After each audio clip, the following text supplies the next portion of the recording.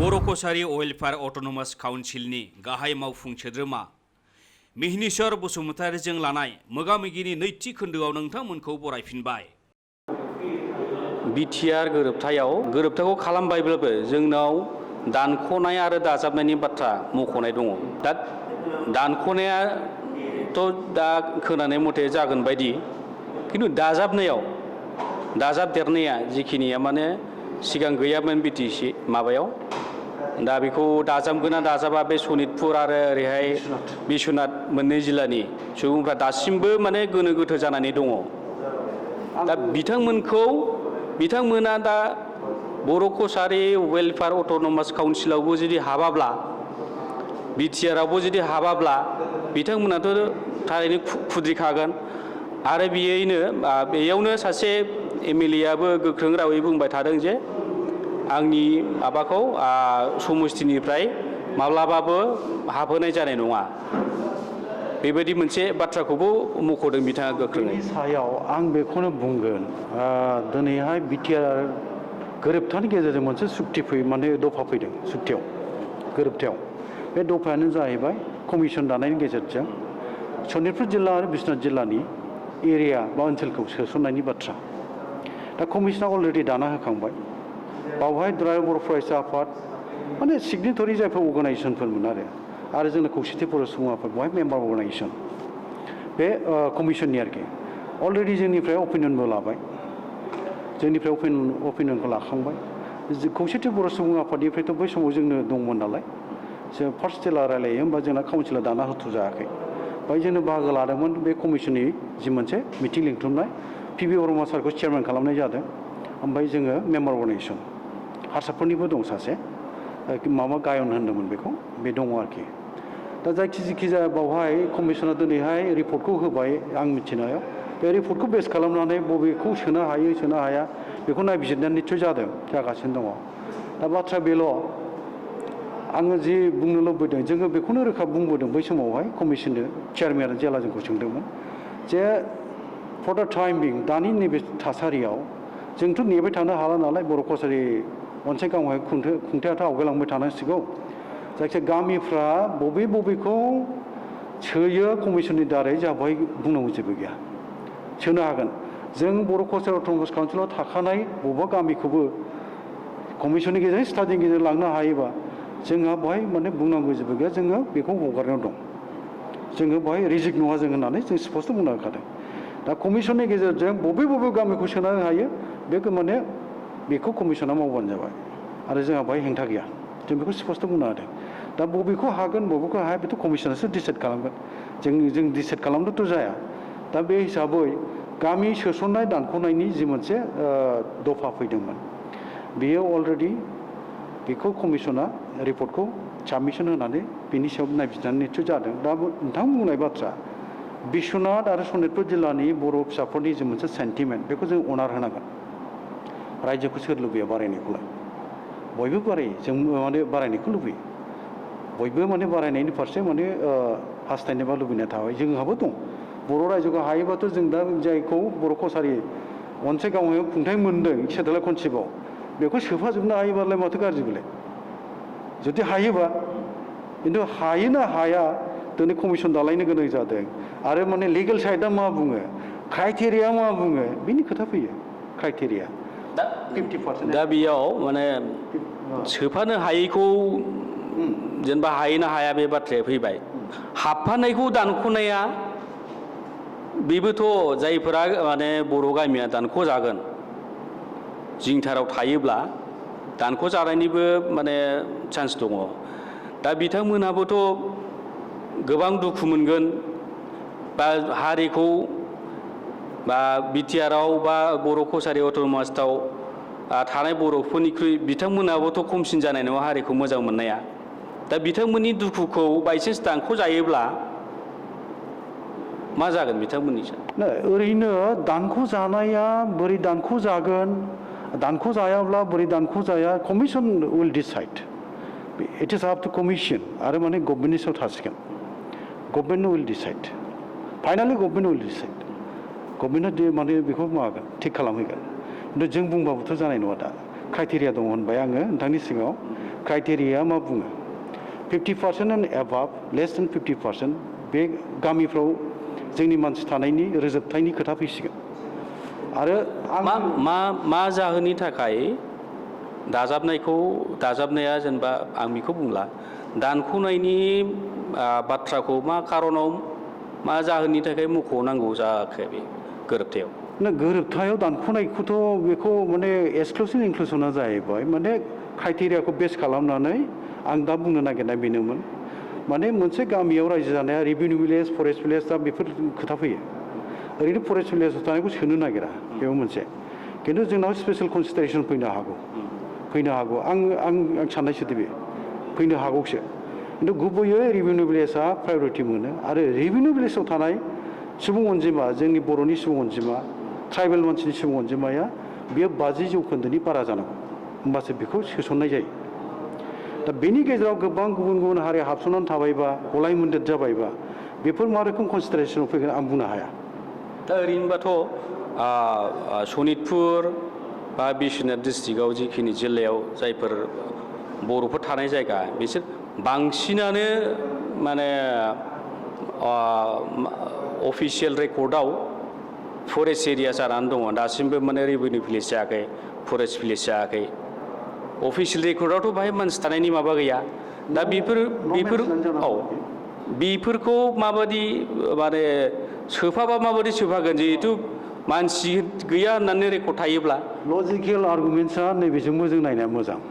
आंनि साननायसो बे आं एसे एड खालामफानि दाजाबफानि आङो जाय ओनसोलखौ न' मेन्स लेन्ड होननानै दिनैहाय बा फरेस्ट एरिया होननानै दोनदोंबा न' मेन्स लेन्ड होननानै मिथियो खिन्थु न' मेन्स लेन्ड नङा बियो एक्सुवेल मेन्स लेन्डसो दा सुबुंफोर बेवहाय दंजोबसै आरोखि बाथ्राया आं बेखौसो बुंनो नागिरदों जाय ओनसोलाव दिनैहाय फरेस्ट ओनसोलाव जोंनि बर'फ्रा रायजो जानानै दङ बे ओनसोलखौ बा बे ओनसोलाव थानाय बर'फ्राबो दिनै भटार्स लक सभायावसो भट होयो एसेम्ब्लियावसो भट होयो बिसोरनि भट लानानै देरहालांगासिनो दं बिदिनो डेम'क्रेटिक पलिटिकेल राइट्सखौ सोरबा MP MLA सोरबाथ' मन्थ्रिबो जादों बिसोर इन्जय खालामगासिनो दं बिसोरनि भट लानो हागौ आरो बिसोरखौ माने रिकगनाइज होनो नागिरा बे बोरै जानो हागौ बेलाय ओंखायनो स्पेसियेल कनसिडारेसनाव फैनांगौ बेवहाय आरो बियो बड'लेण्डआव हाबनांगौ आं सानो आरोखि आंनिफ्रायबा बे हाबनांगोन माने खोब बर'फोर दं बेवहाय बे ओनसोलाव हाबनांगौ आरो जाय गामिफ्रा गलाय मोन्देरथार जोंहा माने जौखोन्दोफ्रा माने पार्सेन्टेजफ्रा गोरोबलाबा बेयो खिन्थु बाब्राबनानै लाब गैया एसे गावबा गावखौबो एसे संजम खालामनांगोन एसे गावखौ कनभिन्स खालामनानै मानोना रायजो मोननांगौ क्राइटेरियानिबो खोथा फैयो बे क्राइटेरियाखौ गनायनांगोन आरो जुदि माने क्राइटेरिया फुलफिल जायोबाथ' बुंनांगौ गैया बेखौ दानख'नायनि खोथा फैयो ना सोरबा MLA बुंदोंना माथो बेजों माबा थानो नाङा MLA बुंनो हागौ खिन्थु डिसिसनाथ' सेन्ट्रेल गभर्नमेन्टआ लानांगोन ना BTRआथ' मोनसे स्टेट एक्टनि आन्दाराव जानाय मोनसे एक्ट नङा बियो बे जाबाय सेन्ट्रेल एक्टनि आन्दाराव जानाय दा ओंखायनो बे फारसे जोङो आंनि लजिकेल माबा बेथिं खारगोन आरोखि दिनैहाय लकसभायाव एसेम्ब्लियावहाय इलेक्सन फैयोबा भटखौ लायो आरो जोंखौहाय बहाय माने रिकगनाइज खालामनो नागिरा बे मालाबाबो जानो ना बेनि थाखाय जोङो बाथ्राखौ बुंनांगोन बा जोङो नारसिननांगोन गभर्नमेन्टखौ आरो आं बुंनो लुबैनाया जोंनि हासिल खालामनायनि माने जेंना फालाय जाफुंजायैनि जेंनाया दाख्लै BTR माबाखौ जों सुक्तिखौ खालामबाय पावार हाउसनिफ्राय इलेक्सन जाबाय थिगानो दं आरो जों गासै माहारि आफादानो बेवहाय माने ज' जानानै BTR सुक्तिखौ खालामना लानानै फैदों नाथाय दिनैहाय जोङो गोबां दिगावहाय आरोबाव माने जेलानाखि पलिटिकेल पावारनि थाखाय जोङो बिसायख'थियाव ओंखारलायो बेवहाय गावजों गाव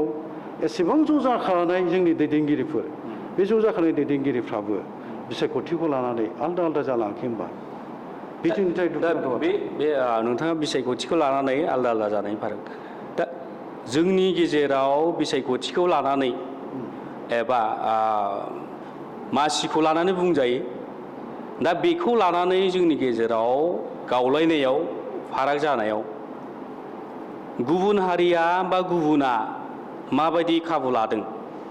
गुबुना खाबु लानाय माने जोंनि मोजांनि थाखायथ' लाया गाज्रिखौसो लागोन दा जेसेबांखिनि नुगासिनो दङ जोङो दा बे बिथिङाव नोंथाङा मा बुङो आरो खौसे जाफिननायनि लामाया माबायदि नोंथांनि साननायाव आं बेखौ बुंगोन बाथ्राथ' जिंगासिनो गोनां बियो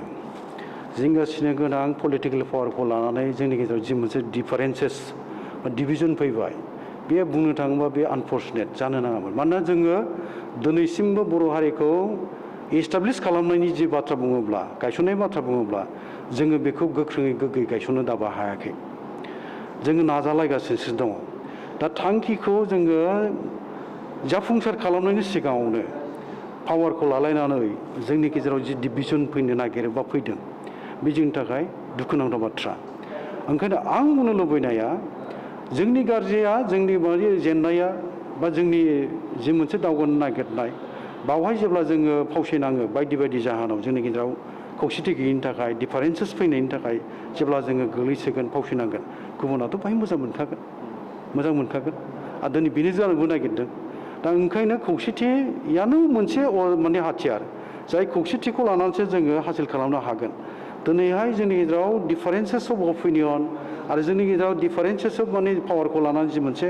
फाराग फैनो नागिरदों बेयो जोंनि थाखाय जोंनि आवगायलांनो नाजानायाव बा जों जि मोनसे थांखि नोजोरजों बर' हारिनि थाखाय इयुननि थाखाय बर' हारिखौ बुहुमाव मोनसे गेरेमसा हारि दानाय जि प्लेनिंआव खामानि मावदोंमोन बड'फानि जि मोनसे सिमांमोन बेखौ मावफुंनो थांनायाव खिन्थु बेयो जोंखौ जिंगासिहोदों दा ओंखायनो खौसेथिया फैफिननांगौबा जोंनि गासै दैदेनगिरियानो बिनि थाखाय रिथिंकिं खालामनांगोन सेल्फ क्रिटिसिजम खालामना नायनांगोन राइट रं जोंना बहा जाखो गोरोन्थिया बहा जालांखो आरो बहा जोङो बोरैहाय आवगायनो नागिरदों गोरोन्थिया आरो गोरोन्थि बेजोंनो जुदि जोङो जोंनि सोमावसारनायनि जि मोनसे आइ आफानो जोङो मिजिं होबोदों गोदै गोथौ सल' खोन्थाबोदों बेफोरखौ जोङो बावनानै थांबाथ' जानाय नङा मुंख्लंफोरनि जिउ बावलांनायाथ' ओरैनो नङामोन बिसोरनि जिउ बावलांनायनि बेसेनखौबोथ' जोंथ' गोसोखांनांगोन आरो जोंनि मावनो लानायखौथ' जों मावथारनांगोन दा जोङो पावारनि थाखाय जेब्ला मुखुब जायो बेयो थिग नङा जोंनि गेजेराव माया गोरोन्थि जादों बेखौ जोङो कारेक्सन खालामनानै जोंनि गेजेराव बे गोरोन्थिखौ कारेक्सन खालामनायनि गेजेरजों जुदि जोङो बयबो दैदेनगिरिफोरनि सायावनो दिपेन्ड जागोन दैदेनगिरिफ्रा बयबो रिथिं खालामनानै सैथोखौ मोनदाङोबा थार सैथोखौ मोनदाङोबा आरो गोरोन्थिखौ जुदि मोनदांनानै कारेक्सन खालामना लायो आं सानो खौसेथि जानाया गोब्राब नङा आरो जोङो मावफुंहैनो हागोन खिन्थु जेब्ला गावखौ सेल्फ क्रिटिसिजम खालामा गावनि गोरोन्थि होननानै जेब्लासिम गनायनाय नङा अब्ला जोंनि गेजेराव जेंना थाबाय थागोन आंहा बेखौ जिंगासिनो गोनां दं होननानै आं आंनिफ्राय बुंनो लुबैयो आरोखि दा मोनफ्रोमबो इलेक्सननि समावनो जों नुनो मोनोमोन जे बिटिएडि एरियानि बर'फोर आरो बिटिएडि बाहेरायाव थानाय बर'फोरनि गेजेराव खौसे दंलायलायो आरो बेबायदियैनो बिटिएडि एरियायाव जोंनि बर'फ्रा 12 एमएलए खौ देरहाबोनो हादोंमोन आरो बेबायदियैनो गुबुनावबो माने बिटिएडिनि बाहेरायावबो गोबां माने मदद होनानै जाय माने हादरारि हान्जाफोरजों थाबाबो माने जोंनि रिजनेल हान्जानि मददाव बिथांमोना माने 25सो एमएलए खौ आरामै माने देरहाबोनो हायोमोन आरो जायनि जाहोनाव जोङो मिनिस्टार मोननायनि बेलायावबो जों बार्गेनिं खालामनो हायोमोन जोंनो 3 नांगौ 2 नांगौ 4 नांगौ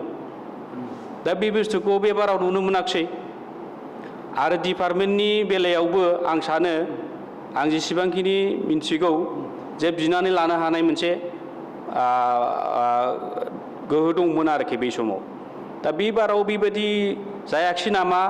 आं बेखौ सानो आरो बे बिथिङाव नोंथाङा मा बुङो गुबैयै बेखौ रोखायै बुंनांगौबा बेखौनो आरो रिपिट खालामफिननाय जागोन आफ्टार अल जोंनि गेजेराव बर' एस ए हल जों इउनाइटेड जानो हायाखै माखासे दिगाव पलिटिकेल जि मोनसे पावार बेखौ बेस खालामनानै बिन्दो खालामनानै जि डिफारेन्सेस जोंनि गेजेराव फैदों बेनि थाखाय जों हायाखै नंगौ जोङो जुदि दाबि दावाखौ ओंथि गोनां खालामनोबा जोंनि गोहोखौ सिगां नोङो इउनाइटेड खालामनो हानांगोन जोंनि इउनिटि इन्टिग्रिटियासो बावहाय खामानि होयो नोंथां बुंनाय बायदिनो 12सा एमएलए बाहेरायाव 25 सासे जोङो सापर्ट खालामनानै देरहाहोबोनाय बेखौ दिनैबो जों मावनो हायो आरो बेनो जोंनि मोनसे हाथियार बे हाथियारखौ लानानै जोङो बार्गेन खालामनो हायो नाथाय जेब्ला जोङो जोंनि गेजेराव खौसेथिखौ सिफायनानै पावार माने पलिटिक्सनि थाखाय प्रफेसनेल आरो कमार्शियेल पलिटिक्सआ जेला जों मोजोमबाय मुखुब जाबाय बेखौ साननो गोब्राब जायो दा ओंखायनो आं दहाय बुंनाया नोंथांजों शेयार खालामनाया बुंनो थाङोबा जेब्लासिम जोंनि दैदेनगिरिफ्रा रिथिंकिं खालामनाय नङा गावनि गोरोन्थिनि फारसे सेल्फ क्रिटिसिजम खालामनाय जेब्लासिम नायनाय नङा राइट रङा गावहा बहा जाबोखो मावनाया बेखौ जुदि नायफिननो रोङाबा गुबै सैथोखौ बियो मोनदांनो हायाब्ला बे प्रब्लेमानो थागोन नाथाय जेब्ला साननानै रिथिंकिं खालामनानै सेल्फ क्रिटिसिजम खालामनानै जेब्ला सैथोखौ मोनदांबाय गोरोन्थिया बहा जाबोखो बेखौ जुदि मोनथिबायबा जोंनि गेजेराव खौसेथि जानाया गिदिर खोथा नङा ओंखायनो दा सम दङ नैबे सम फैबाय जोङो लकसभायाव खेबनै जेननांबाय लासिं सिंनो जाय लकसभाखौ बै आजौ आजौनिफ्राय जों देरहाबोबाय थायोमोन क'क्राझार लकसभा कंग्रेसआनो जा माबायानो जा जायखि पार्टियावनो थाथों मानो बर'आनो देरहाबाय थाबोदोंमोन बै समनि दैदेनगिरिफ्रा जाम्बा जाम्था गोबां रायजो राजा लेखा रोङै आइ आफाखौ लानानैबाबो देरहाबोबाय थादोंमोन दिनैनि नैबे डिजिटेल मुगा बुंनो थाङोबा कम्पिउटार इन्टारनेटनि मुगायावसो जों जेनफैनांनाय बे दुखुनांथाव बाथ्रा दा ओंखायनो बेवहाय लामाया मोनसेल' जोंनि डिफारेन्सेसखौ जोङो रायलायनायनि गेजेरजों सर्ट आउट खालामनो हानांगोन फोजोबनो हानांगोन इउनिटिया मास बर'नि गेजेराव दाबो आंथ' बुंनो लुबैयो जोंनि गेजेराव 10 इयार्स 10 बोसोरल' जों ज' जा गोबां जिनिस जों आदाय खालामना लाबावनो हागोन आरोखि हायो नोंथां बुंनाय बे सिमा सोनाय मानाय जेबो जेंना नङा बे जुदि जों ज' जायो दा जेब्ला ज' जाया बेयो जोंनि थाखाय गेलेजानायनि अनगायै जेबो नङा गेलेजाबाय थागोन जों दा बेनि अनगायैबो आं मोनसे बाथ्राखौ सोंनो लुबैदों जे बिटिआर गोरोबथायाव एनडिएफबि बिग्रायारि हान्जायाबो बाहागो लादोंमोन सिगाङाव मोनसेमोन उनावहाय मोनब्रै जाबाय बिथांमोनाबो जयैनो सागान होदों दा बिनि उनावबो गायसनगिरि आफादगिरि बिथाङा सागान खालामखांनायनि उनावबो जोबथेसालियाव थाफिननांबाय बेबोथ' दुखु गोनां बाथ्रा जाय मानसिया जेलनिफ्राय ओंखारनानै साइन होबाय सागान खालामबाय गोजोन फैबाय होननानै सागान खालामनाय मानसिया जोबथेसालियाव हाबनानै थाफिननांबाय बेबोथ' बिराद गिदिर माने दुखुनि बाथ्रा आरो ओजोंहाय बिटिआर ओनसोलनि अनगायैबो माने बिटिआर ओनसोलनि बाहेराव एनडिएफबिनि गोबां सोद्रोमा दंमोन बिनि मावथि दा बेफोरनिबो मोनसे बिथांमोननि फसंथाननि बिथांमोनखौ माबायदि गायसनगोन बिथांमोननि जिउ राहानिबो बाथ्रा फैबाय आरो बिथांमोनखौ माबायोब्ला रां रुफानि दा नोंथांमोनाथ' बे बुस्थुखौ हाजोबाबा नों स्टेट गभर्नमेन्टजों हादरसा सोरखार बा मिरु सोरखारजों रायज्लायनांगौ जायो दा बेफोर जेंना रन्जन दैमारि बिथाङा गनाय आरो एनडिएफबिनि माने सोद्रोमाफोरनि जेंना आरो मोनसेया जाहैबाय मा गोजोन गोरोबथा खालामखांनायनि उनावबो बाथानि दैदेननायाव हाग्रायाव थांफिनबायमोन आरो दा फैफिनबाय बेबोथ' मोनसे जेंनानो जानानै दङ दा बे बिथिङाव नोंथाङा मा बुङो बेनोथ' साननो गोनां बाथ्राया जे जोङो मोनसे समाव गोनांथिबो जानानै फैदोंमोन हाथियार जांख्रिथायनि आरो माने बिएलटिनि जोनोमनि आगोल बुंनो थाङोबा एनडिएफबिनि जोनोम खिन्थु डिफारेन्सआ बिएलटिजों एनडिएफबिजों बेनोमोन जोंहा माने बिएलटिहा भारत संबिजिरनि सायाव फोथायथि लाखिदोंमोन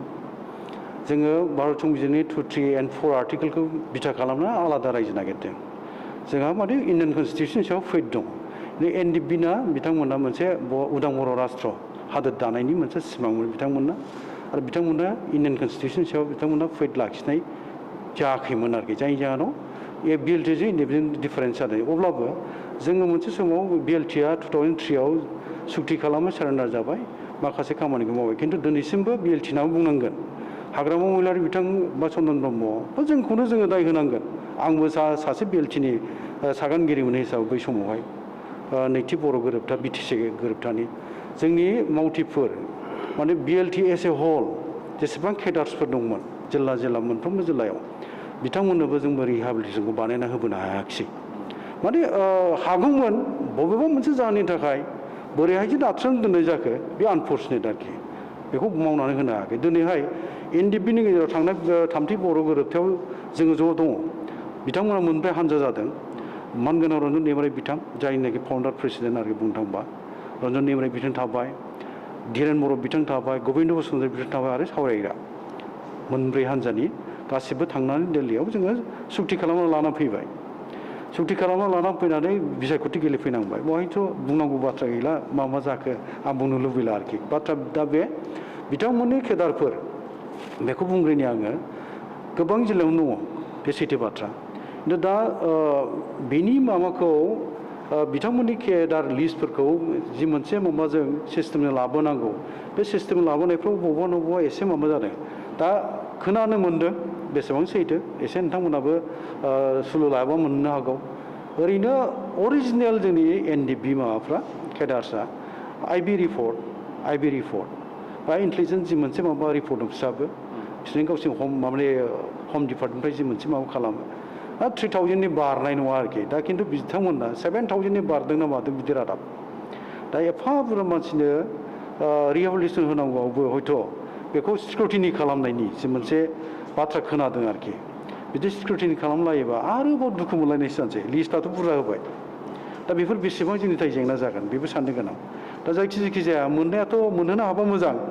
खिन्थु दा रियेलिटिखौ लानानै बेस खालामनानै आइबिनिफ्राय जि मोनसे माबा दङ बिस्रा इनपुट दङ बेखौ बेस खालामनानै जुदि स्क्रुटिनि खालामनानै एसेल' खालामहैयोबा बेथ' जेंना जाहैनोसै आं बिदि नुदों आरोखि अब्लाबो जायफोर माबाफ्रा लिस्टखौ हरनाय जादों जोङो बिटिआरबो थाबाय जोंनि बर' कसारि माने गावहाय थाबाय बिनि गेजेरजों माबा मोनसे जोङो हेल्प खालामनो हायो नामा बेखौथ' गभर्नमेन्टजों जों रायज्लायथारनांगोन आरो बेखौ थिग खालामना होनांगौबा रिपिटेडलि फैबाय थागोन नोंथां रिपिटेडलि फैबाय थागोन आरो नोंथांमोननो बेखौनो आं बुंगोन इउनिटि मास्ट बि जोंनि गेजेराव इउनिटिया गोनांथार इउनिटिया माबायदि फैगोन बेखौ आं दहाय बुंनाय बेनो साफ्रोमबो दैदेनगिरिया रिथिंकिं खालामनांगोन सेल्फ क्रिटिसिजम खालामनांगोन गावनि गोरोन्थिखौ बियो जुदि गोरोन्थि खालामबायबा बिनि सुद्रायनायखौ लाबोनो हानांगोन आरो बे सैथोखौ जेब्लासिम मोनदाङा जेंनाया थागोन खिन्थु साफ्रोमबो दैदेनगिरिया सानफिननायनि गेजेरजों जेब्ला गोरोन्थिखौ मोनदांबाय नंगौ खौसेथि गैयाबा जों जेबो जामारला खौसेथि जानांसिगोन गावनि लुबैनाय हास्थायनायखौ दोनथ'नानैबो हारिनि सार्थनि थाखाय हारिनि गिदिरथार मोनसे मिजिं थांखिनि थाखाय जुजिनायाव जुदि जों ज' जानो हायो आं सानो जेबो गिदिर खोथा नङा हायो जोंनियाव बयखौबो खौसे खालामहोनायनि जिहेथु हान्जाफोरा बेलेग बेलेग जाबाय दैदेनगिरिफ्राबो गावबा गाव साननाय थाबाय गोरोबलायाखिसै दा बे हान्जा बा दैदेनगिरिफोरखौ खौसे खालामग्रा गेजेरनि मानसिनि सुबुंनि आंखाल जानानै दं नामा जायनि जाहोनाव दासिम रायज्लायनो हाया दासिम खौसे जाफिननो हाया क्राइसिसआ जायोबा आंखाला जिहेतु जादों माबा मोनसे लामाबो ओंखारगोन आंहा बे मिजिंआ दं आरो सिगाङाव आगोलाव नुयोमोन जे फरायसा आफाद दंमोन फरायसा आफाद बिथांमोना गेजेरनि जानानै खोथा बुंनो हायो थुनलाइ आफाद दंमोन थुनलाइ आफादाबो बुंनो हायोमोन दा बे बिथिङाव नोंथाङा मा बुङो जे गेजेरनि सुबुंनि एसे आं होननो नागिरदों एसे बै दहाय एसे आगोलनि माबाया थाबोदों आं बेखौ एसे बुंग्रोनि रन्जन दैमारि बिथांनि जेलाव थानांनायनि बाथ्रा आरो बाथानि जि मोनसे थांफिननाय बाथ्रा बेफोर पलिटिकेल गासिबो माबा थाजोब्बाय इन्टारनेलि पलिटिकेल माबाजों रिलेटेड जोब आं बुंगोन रन्जन दैमारि बिथाङाथ' जेलाव थांफिननांगौनि बाथ्रा फैनोबो नांलामोन मानोना सान्थि सुक्तिनि नामाव बिथांखौ दिहुननानै लांनाय जादोंमोन गोजोना जुदि बिथाङा सागान खालामनायाव गोजोना फैबायब्लाथ' जोबथेसालियाव थांफिननायनि बाथ्रा फैयामोन दा बेनो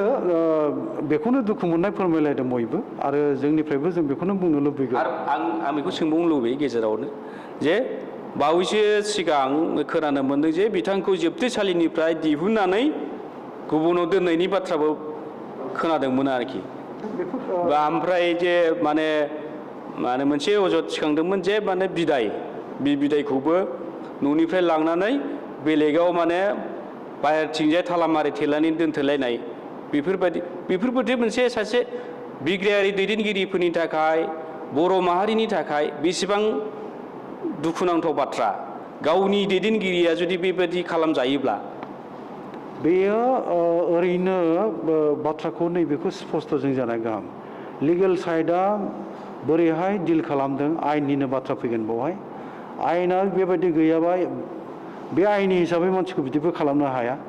ओंखायनो बावहाय जोङो आयेननि सहाय लानांगोन आरो बिथांखौ जोङो प्रटेक्ट खालामनायनि बा बिथांखौ जोङो बारग'होनायनि बा उदाङै थानो मोननायनि जे खाबुफोर होनांगौ बे खाबुखौ जोङो बोरै होनो हायो बेखौ लिगेल साइडजों जों नांना फैनांगोन आं दा बुंनो लुबैनाया नंगौ गोजोन गोरोबथानि नामाव बिथांखौ लांनानै मुंसाइ हैनाय जादों बा सागान हैनाय जादों दिल्लीयाव लांनानैहाय नाथाय दुखुनि बाथ्राया जाहैबाय बे सागान होखांनानै माखासे साननि उनावनो बिथांखौ जोबनानै दोननाय जायो बेयो माने जारिमिनाव गैफेरै जाथाय सुक्ति खालामखाना जेलाव हाबफिननांनाया आं बुंगोन आरोखि साफ्रोमबो सुक्तिकारि जायफोरनाखि सागानगिरि आंनि नुनायाव बेयो जोंबो बिएलटिआव दंमोन दा बिथाङाथ' आरो बुंनो थाङोब्ला खुंथायाव थानांगौमोन खुंथायाव थानांगौमोन आरो आं बुंनो लुबैनाय लाल लेंगानि बाथ्राखौ जों गोसोआव लाबोनो हायो बिथांमोनाबो सुक्ति खालामदों हाथियार जांख्रिनाय बिथांमोनाबोथ' जोबथेसालियाव थाफिननो हायाखै आरो दिनै माखासे सिसफोराव दं आलफानि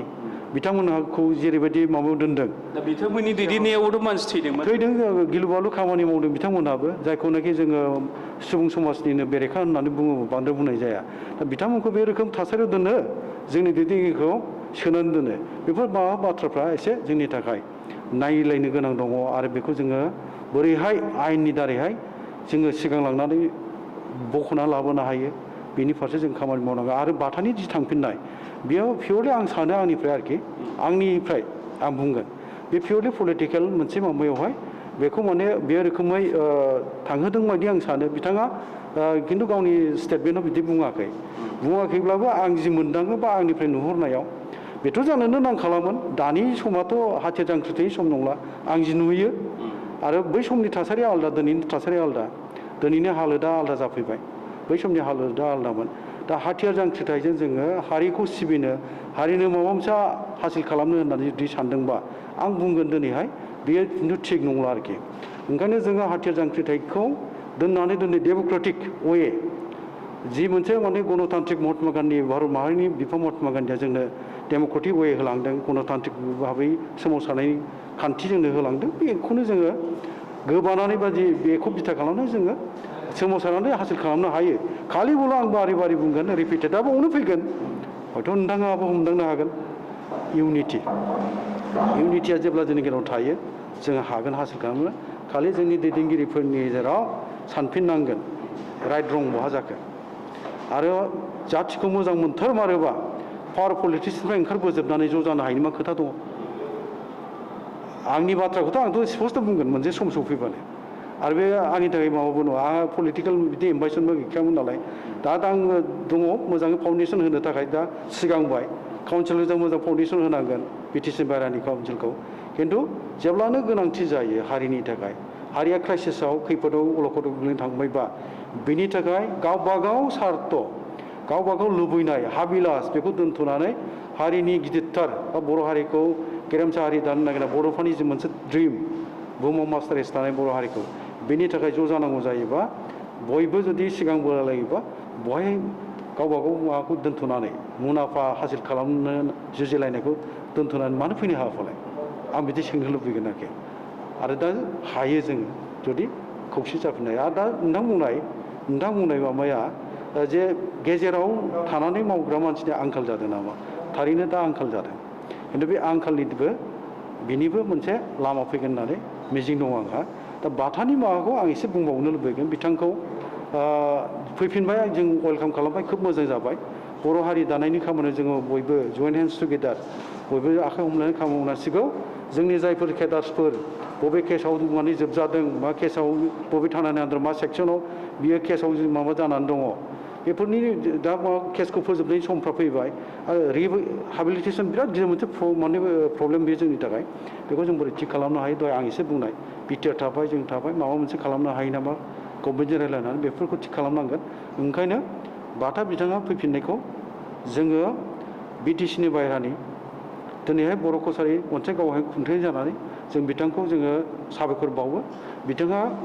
जि मोनसे माबाखौ रिटिंगिं खालामनानै मोनदांना गिदिंबोफिनदों बे जोंनि थाखाय बिराद गोजोनथाव बाथ्रा नंगौ आंथ' बुंनो लुबैयो आंथ' मेथाइ दोंसेबो लिरदों दां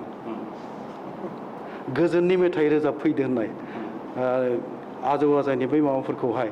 आइ आफा आबौ आबैमोननि बाथ्राफोरखौ मोनथाम फुरिनि सल'बाथा सोरगोमैदो फातालनि बेफोरखौथ' रायखांनायजों बिगिनिं खालामनाय मेथाइमोन बेयो ओमफ्राय बावहाय जोंहा दिनै सुबुं धोन गैला सुबुं धोनाव जों क्राइसिस दिनै काउन्सिल मोनदों काउन्सिल सामलायनो मानसियानो गैया बिटिआरावबो बियो दिनै बर' कसारियावथ' वेलफेयार अट'नमास काउन्सिलावबो बिटिआराव एसे दङ खिन्थु जोङो बुंनो थाङोबा नांगौ रोखोम बहायबो गैया होनबाबो बांद्राय बुंनाय जानाय नङा जोंनावथ' बर' अफिसार सासे मोननो नागिराखै दा बे सुबुं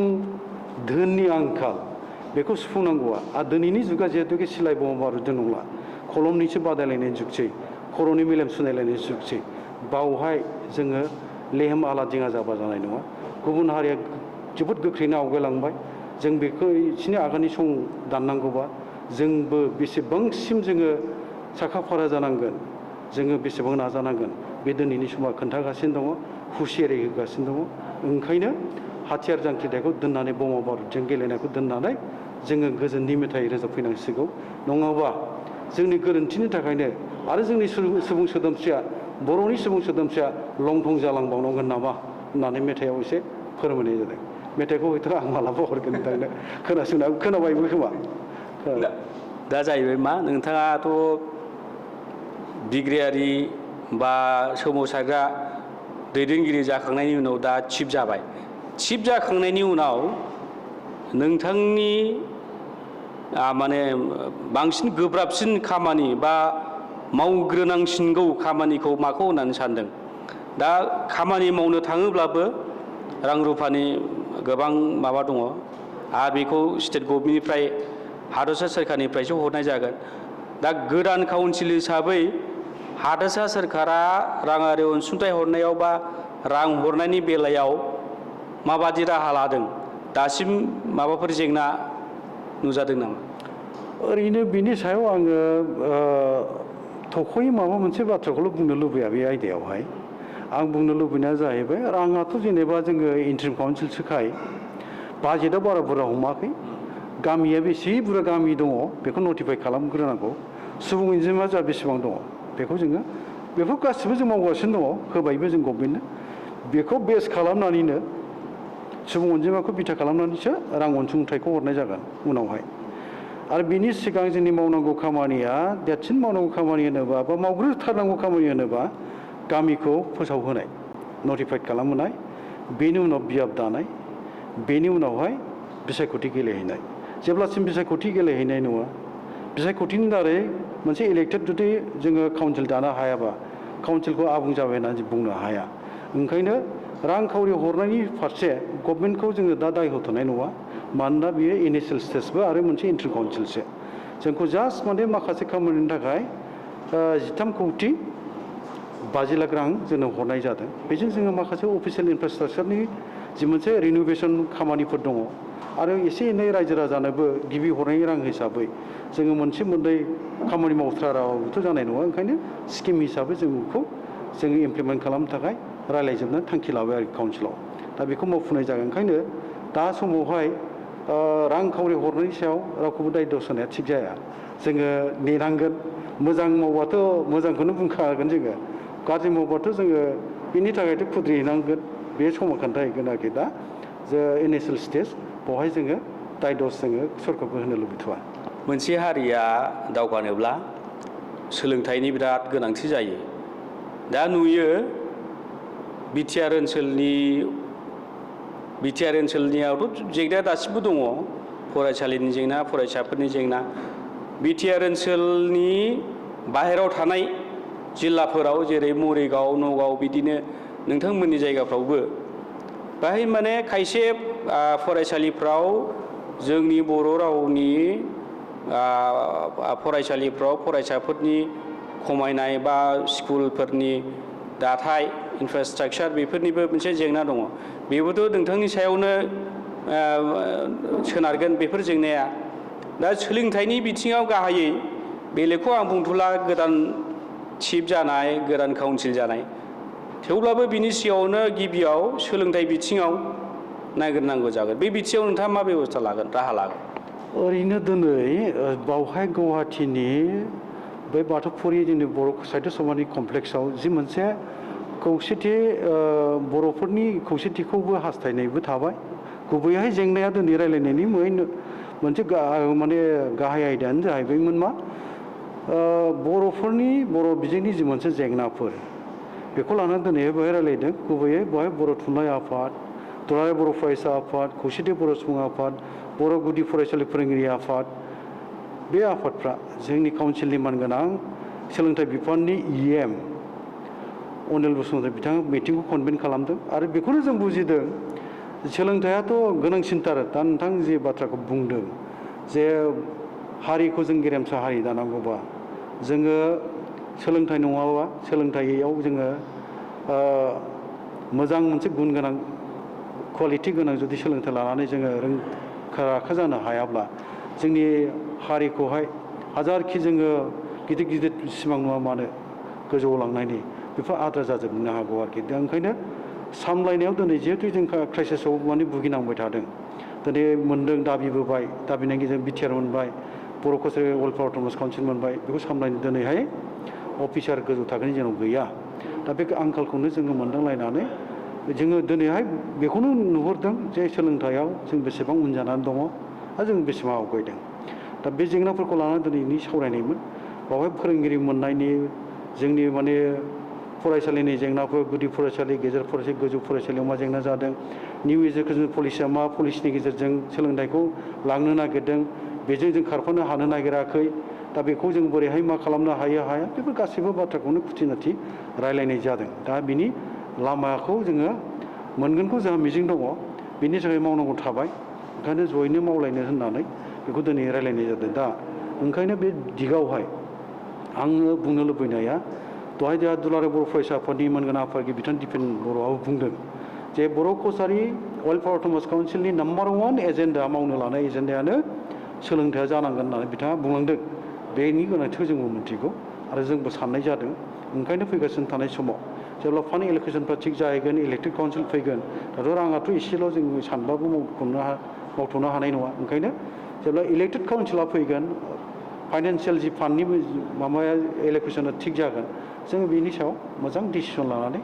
जोङो खामानिफोरखौ मावहैनो हागोन जोंहा बे मिजिं दं आरोखि आं जोबथारनायाव बेखौनो सोंनो लुबैयो आदानिफ्राय जे मोनसे काउन्सिलखौ सालायनोब्ला मोनसे जायगायाव दिदोमै थानानै सालायनांगौ जायो दा बे हिसाबै नोंथांमोननो गाहाय मावख' बा सेक्रेटारियेट नांगौ जागोन ना बेखौ सेक्रेटारियेटखौ बर' कसारि वेलफेयार अट'नमास काउन्सिलनि सेक्रेटारियेटखौ बबाव बानायगोन बा बेयो माबायदि जागोन बिनि सायाव एसे बुंबा मोजां बेनि सायाव जोङो आगोलनिफ्रायनो सावरायबोबायबो आरो अलरेडि जोंहानि बर' कसारि अनसाय गाव हाङारि खुंथायनि मावखुलिखौ जोङो रोखा खालामनानै लाबाय आरो जोङो गभर्नमेन्टजों रायलायनानै मोननै दिगाव जों खारबाय थाखादोंमोन मोनसे सम फैगोन जाय समावहाय जोङो लुफुंनानै लानो हाहैगोन आरोखि गुबैयै जोङो जोंनि स्ट्रागोलनि मोनसे माबा हिसाबै जोङो बेखौ जोङो नोजोर होबोदों जोंनाव साननाया बे फैदों बे सनकसनि सदियासिम जों बर' रायजो नागिरदोंमोन मोनसे हारिया दिनैथ' मोननै अट'नमास काउन्सिलमोन मोनसेया सेक्स सेडिउल मोनसे सेन्ट्रेल अट'नमास काउन्सिल दा सेक्स सेडिउल हिसाबै क'क्राझारा मोनसे जोंनि मिरु मोनसे हारिनि मोनसे मावनाय दांनाय जि मोनसेखौ माबाखौ सामलायो होनोबा क'क्राझारनिफ्राय सामलायो बावहाय बिटिआरनि गाहाय मावखुलि थाबाय जोङो जेराव संकसमय सदियासिम रायजो बिदोंमोन ओंखायनो स्ट्रेटेजिक एरिया हिसाबै बर'फोरनि मोनसे सिनायथि नेरसोनखौबो सानजाहाबो दोनहैनांगोन होननानै जोंनाव साननाय जादोंमोन आरो बे साननायखौ बिथा खालामनानै जोङो आगोलनिफ्रायनो बुंबोलायबाय थानायनि गेजेरजों बर' कसारि अनसाय गाव हायुङारि खुंथायनि गाहाय मावखुलिखौ जों धेमाजि जिल्लानि सानजारि नोगोर सिमेन्ट सापरियाव जों बेखौ बानायना लाबाय अलरेडि जोङो रिन'भेसननि खामानिया जोब्बायानो मोननै स्टरेज थानाय मोनसे बिल्डिं बियो बेखौ मोनसे समावहाय चन्दन ब्रह्म बिथाङा PNRDनि जेब्ला मन्थ्रिमोन बै समाव तरुन गगৈ देरनानै मोनसे कंग्रेस सरकारमोन आरो बे समावहाय बिथाङा PNRD डिपार्टमेन्टनि मन्थ्रिमोन बे समाव बियो 75 लाख रां हरदोंमोन बे बिल्डिंखौ जों बानायना लानो हादोंमोन आरो बे बिल्डिंखौनो दा जोङो रिन'भेसन खालामनानै गाहाय मावखुलिनि महर होनानै दोनबाय आरोखि गुबै बियो जोहोलाव सम्राट बसुमतारी मेमरियेल मोनसे अडिट'रियाम हलमोन आरोखि ओमफ्राय बावहाय बेखौ जों बानायदोंमोनबाबो अडिट'रियामनि जि मोनसे खामानि बा जों बेखौ जोङो लाइब्रेरि हिसाबै बाहायलांनो नागिरदों माने बेफोर जायाखैमोन मानोना माने सम बोथोर लानानै ल' एन्ड अर्डार सिटुवेसन माबा माबि थासारि फैबाय थानायाव आर्मिफोरसो थाग्रा जाबायमोन पुलिस आर्मि दोनबाय थानाय जाबायमोन ओमफ्राय बेखौ जोङो जेला जोंना माबाया काउन्सिलखौ दाफुंनाय जाबाय जोंखौ अभारटेकिं लाहोखांबाय मावखुलि नांगौनि गोनांथि जानायाव जोङो बेखौ रायलायनानै बेखौ मा होनो क्लियारेन्स खालामनानै दा जोङो लाबाय आरोखि सरकारनिफ्राय बिनानै दा जों बेखौ रिनिभेसन खालामनानै मोजां महर होनानै बाहाय जाबाय ओमफ्राय गुवाहाटियावबो साब अफिस गुवाहाटियावबो जोङो जिहेतुके गुवाहाटियाव अफिसारफोर मन्त्रि मल्लाफोरखौ लोगो हमनांगौ बेनिफ्राय जोङो स्टार्ट खालामनांगौ जायोखाय माखासे खामानि मावनो थाखाय गुवाहाटिखौबो साब अफिस हिसाबै सरकारनाव जों बेखौ क्लियार खालामना लाखादों दा साब अफिस लुनायनिबो बावहाय जोंहा हा हु नागिरनाय जागासिनो दङ हाखौ मोननो नागिरबाय होननानै रिपर्ट फैबाय थादों फाइनाल जायाखै गुवाहाटियाव गुवाहाटियाव जोङो एरियाखौ बेखौनो जोङो रायलायबाय थादों दा जोंना गुवाहाटिनि जिल्लानि जोंनि खौसेथि बर' सुबुं आफादनि दैदेनगिरिफोर माखासे साननो हनो गोरोंफोर बा जोंनि माखासे मानसिफ्रा बिनि थाखाय नांगासिनो दङ ओमफ्राय सानजारि नोगोराव जि मोनसे हेड अफिस लुगोन बियोथ' लाथ'नायसो नालाय बेनि थाखायबो हाया आवगायबाय हा नागिरनाया जोङो गासै 60 बिगासो हा नागिरदों मोजां मोनसे इनफ्रास्ट्राक्चार माबानि गेजेरजों जोङो जोंनि हेड अफिसखौ महर होनो नागिरदों दा बे हा नागिरनाय जागासिनो खिन्थु बेखौ आबुं महर होजासिमावथ' जोंथ' बोसोरथाम बोसोरब्रैयाथ' थानांगोन नालाय ओंखायनो जोहोलाव सोमलाव बसुमतारी अडिट'रियाम हलखौ जोङो रिन'भेसन खालामनानै बाहायनो जों दा गाहाय मावखुलिखौ लाथ'नाय जाबाय थांखिया बेल' बर'फोरनि माबा मोनसे नेरसोनथि जुगामि नेरसोनथिया सानजाहाबो थानांगौ होननानै जोंनि रायलायनाय जादोंमोन आरो बे थांखियैनो गाहाय मावखुलिखौ जों लांनाय जादों आरो गुवाहाटियावबो ओंखाय साब अफिसबो लानाय जाहैबाय जोंनि खामानि मावनाया जेबो जेंना जानो नाङा आरो आथिखालावथ' रड कानेक्टिभिटियाथ' एसेबां माने जेथो गोनां नंला दिनै गुवाहाटिनिफ्राय ट्रेन दङ हराव गाखोबा फुं मोनहैयो आरो हराव फैफिननोबो हायो खोब मोजां मोनसे माबा जाहैबाय दा ओंखायनो बिनि फारसे जोंनि मानसिफोरनियाव बे रोखोम मोनसे साननाय गैखाया आरो जोङो बेखौ मोनथिलायगौ भारतनि मोनसे माबाखौबो बिजिरना नायबा नुयो जों गाहा साउथ इण्डिया कन्याकुमारिनिफ्राय दिल्लीसिम फैनांगौ जायो खामानि मावफैनांगौ जायो जोंनाबोथ' बे जेबो जेंना माने एसेबां गिदिर जेंना नङा जाथिनि थाखाय जेराव जोङो मावलायलायबाय माबा मोनसे सानजाहाबो जुगामि माबा मोनसे सिनायथि हारिनि थाथों होननानै बे नोजोरजों गाहाय मावखुलिखौ लांनाय जादों दस्रा जेबो नङा आरोखि गोजोननाय थाबाय नोंथाङा जोंनो दान्दिसे सम होनायनि थाखाय बिथाङानो जादोंमोन बर' कसारि वेलफेयार अट'नमास काउन्सिलनि चिफ बा गाहाय मावफुं सोद्रोमा मिहिनीश्वर बसुमतारी बिथांनिसिम गाहाम हामलायनाय थाबाय बिथाङा इयुनाव बर' कसारि अट'नमास काउन्सिलखौ मोजाङै मोजां मावफुंलांनो हाथों आरो बेयाव थानाय रायजो राजाफोरनि गासिबो जेंनाफोरखौ मोजाङै सुस्रांलांनो हाथों बेखौनो इनसाइड एरिनि बर'नि जानानै गाहाम हामलायनाय थाबाय इनसाइड एनि जानानै आं सुक्रजित बसुमतारिया बेखिनियावनो बिदाय लाबाय गोजोन्थों खुलुमबाय